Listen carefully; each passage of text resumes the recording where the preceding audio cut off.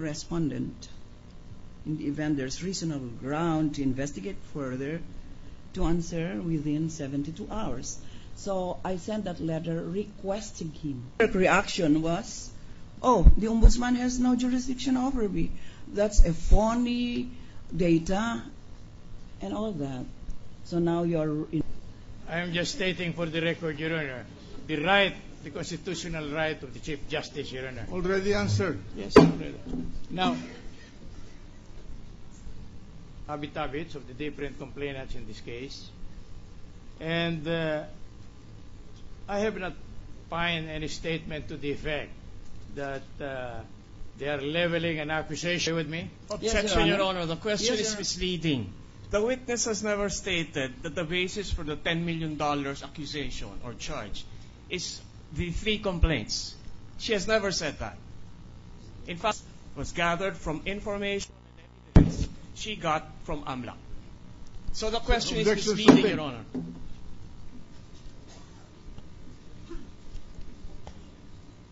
Whether you have examined any of the complainants in connection with the contents of their complaint? No, I haven't. Not even any one of them? No. Now, there were statements by Million. I'm sorry, I'm not accustomed to Million also. Good lang ako sa 10 pesos. No. And they mentioned that they have nothing to do with that. Yes, Your Honor. About Thank you, $10 thank you. million. And so far as their complaint is concerned, nothing is touched on the $10 million. $10 million, no. Mentioned a while ago. Would you like us to believe that there was already a court proceedings involving the AMLAC? No, Your Honor, I just asked for assistance and related transactions of the Chief Justice. But that will require an investigation, isn't it? An Or investigation inquiry by? the AMLAC. Otherwise, their statement to you in reply. If a deposit of 500,000 plus is received by the bank, they are mandated to report to the AMLAC these transactions. But there is no statement here with respect. In Your Honor, the witness already stated that she requested the AMLAC for assistance. Well, this is a different question now. I'm just asking him about the assistance. If Your Honor, please. I'm sorry. Reform the question. In the complaints of the complainant here, dealing with that AMLAC intervention. No, Your Honor, there's none. There is Precisely, none. I asked the assistance of the AMLAC because I want. Understand then that the AMLAC can just come in upon the request of any. Counsel, may I read to you the Constitution? Yes, Your Honor. Powers of the Ombudsman. Paragraph 5. Government agency for assistance and information necessary in the discharge of its responsibility. It's a constitutional law. The supreme law of the land gives that power to the Ombudsman. And we are wasting our time on this particular. That power must be exercised in accordance with the procedure laid down by law. I am conversant, Your Honor. I hope the court pardons me. Please, go ahead. Oh. No, I'm not That- shackling you. Given to the Ombudsman. That insofar, may I proceed now, Yes, Your Honor? please proceed. That insofar as the AMLAC is concerned, and in the exercise of its powers, there must be a procedure to application, and that is the exercise of the power, the valid.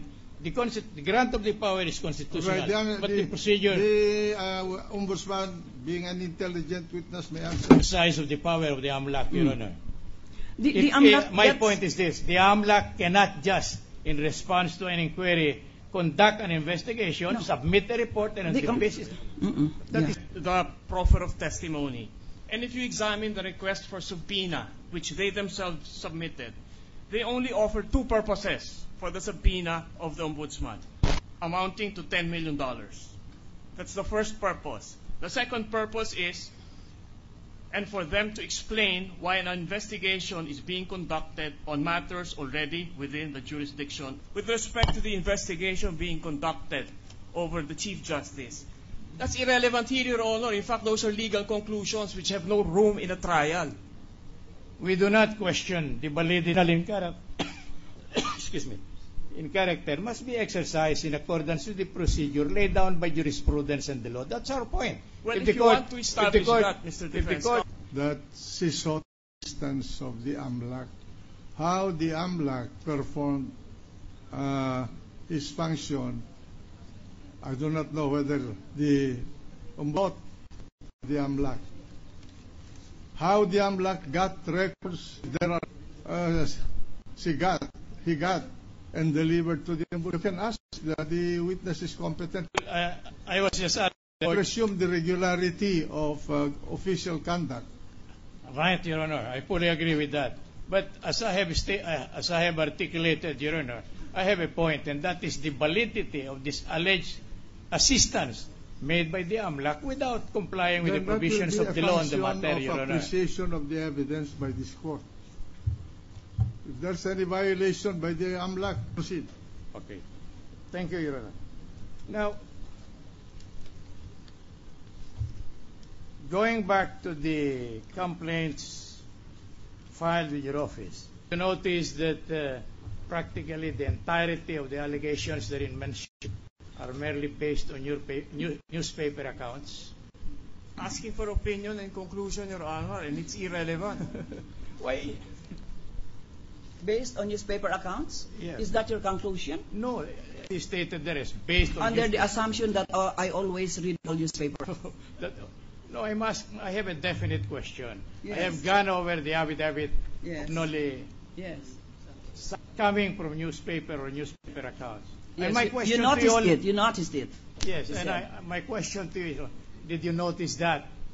Well, he attached to his. That newspaper clippings had no probative value whatsoever, especially so in this particular case where the subject to be investigated is a Chief Justice of the Supreme Court. Irrelevant to subpoena the ombudsman and to produce documents relating to the $10 million account. That is all. And we have already stipulated that the complaints do not mention. He attached to the complaint newspaper clippings. But let me emphasize that before I invoked the assistance of the AMLAC, I thought the charges might have had to do with matters within its jurisdiction. And then when I wrote the AMLAC again, I only received with the ombudsman. Thank you, Madam Ombudsman. I propounded that question, Your Honor, Madam Ombudsman, in the light of what appears in this request that you sent to the Chief Justice proceedings. This office, as reflected earlier, has the power and duty to investigate you for any serious misconduct in the office for purposes of filing. An office conducted an initial evaluation of the complaints. I'm led by that statement of yours that it was on the account made by the complainant appliance that you... Yes. But there is nothing in the complaint relative to what you wanted to be investigated, and that is the $10 million account. Precisely, Your Honor. Again, I sound like a broken record. And that report was based on the report that was given to me by the AMLAC. And these are the documents given to me by the AMLAC. So in what sense or what value did you give to that complaint? Well, there were 3 complaints. I'm sorry, Your Honor. I'm merely referring to Noli. But why should you drop the other complainants? No, because they have essentially explained well. If Your Honor, please, I'm just asking a question. May we request most respectfully that the witness be admonished not to argue with the... I'm not arguing. Your Honor, I was just explaining. She did not see by the AMLAC the complaint submitted to her by her former statement to the AMLAC, and there was a report returned by the AMLAC to her, and in that report was a statement about a $10 million account, $10 million account, supposedly of the respondent. Am I correct? The way I understood you... Counsel, proceed. Thank you, Your Honor. The way I understood you, you received that report from the AMLAC. Was it prior or after your letter? Told the Chief Justice that we received report about $10 million if I had not gathered it from the unlocked data that was... No, will you be kind enough to tell us why you did not incorporate that as a... That according to you, based from the papers coming from the AMLAC, there was this alleged $10 million deposit.